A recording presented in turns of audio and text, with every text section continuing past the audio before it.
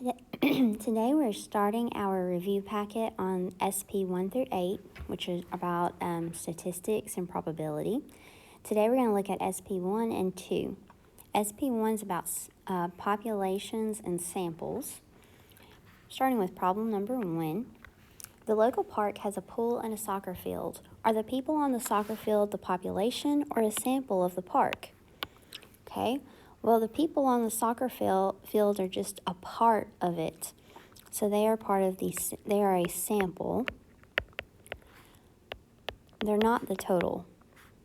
It's just a portion of it. Number 2, the principal at Key North Middle School wants to determine if the 85 students in the 7th grade prefer to collect bottles or sell magazines as at their year-end trip fundraiser. Select all the sets of people that could be a representative sample of the population. That just means it's fair. It's not biased. So we want to know about the 7th grade students, about their preference. So the first choice is they survey 10 6th grade, 10 7th grade, and 10 8th grade students. That's not fair because those 6th and 8th grade students, they don't have anything to do with that trip. The next one says 40 students from the school.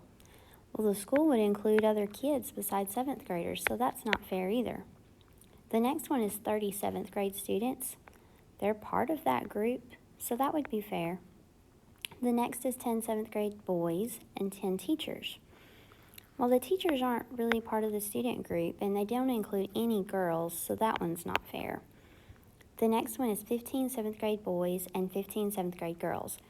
That seems fair. It's a portion of the class, and there's some boys and some girls. Number 4, Isaiah wants to know the most common style of skateboard used at the skate park. He surveys skateboarders at the park between 3 and 8 p.m. on Monday. Select all the statements that are true about Isaiah's survey. Well, the first one is the population for the survey is all people who skateboard anywhere. That's not true because we're looking at the ones at the skate park. The next is Isaiah will obtain a random sample by talking to as many skateboarders as possible. That's not true either. It's not quite fair because he's being really specific on the time of day on one day of the week. He's not including other times of day or weekends or different days of the week. Isaiah will not get a representative sample. That is true. It wasn't fair. The next is the population for the survey is the people who skateboard at the skate park. That is true. That's the group he's wanting to survey. And the last one is Isaiah's sample is all people who skate at the skate park. Well, that would be population. The sample is just the skateboarders at the park between 3 and 8 p.m. on Monday. Standard SP2 use samples. These are focused on taking a sample in a survey and using it to make a prediction about the entire population. So starting with problem 1. Rachel randomly surveys 7th graders in her school and finds that 7 of 25 play a school sport. If there are 175 7th graders in the school, about how many are expected to play a school sport? Write and solve a proportion. So I'm going to start with naming my two fractions in my proportion, the sample and the population. My sample is that 7 of 25 play a school sport. So I'm going to just note here to the side by the numerator, that's the sport, and that's out of the total. It says there are 175 7th graders in the school, so that's the total population. How many are expected to play a school sport? That's what we want to find out, X. So we've set up a proportion. Let's cross multiply. X times 25 is 25x. 7 times 175 is 1,225. Divide both sides by 25 to solve for x. And we find that x is 49. So we could say 49 students. This doesn't mean exactly 49. This is just making a prediction. It means that we would expect there to be about 49 students who play a school sport in the 7th grade. Number 2, a company samples 50 boxes of crackers to check their weight.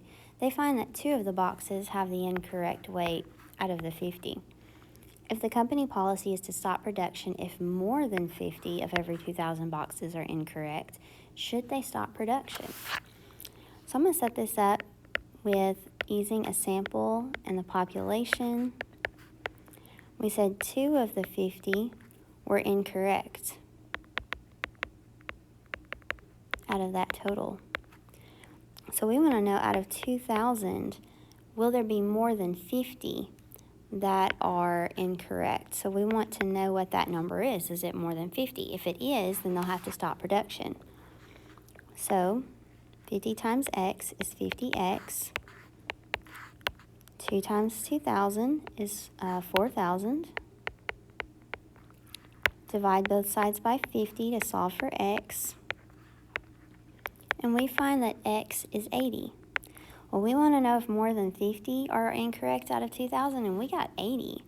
So should they stop production? Yes, they should stop production.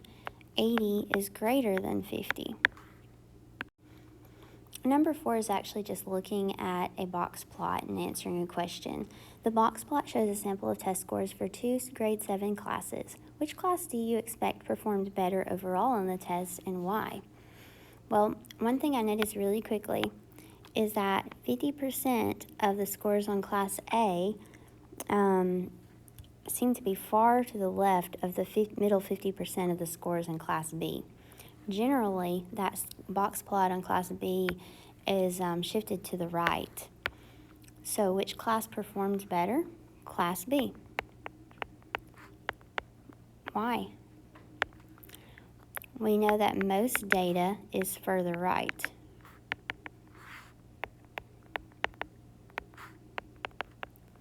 Which means that it's larger. Those scores are higher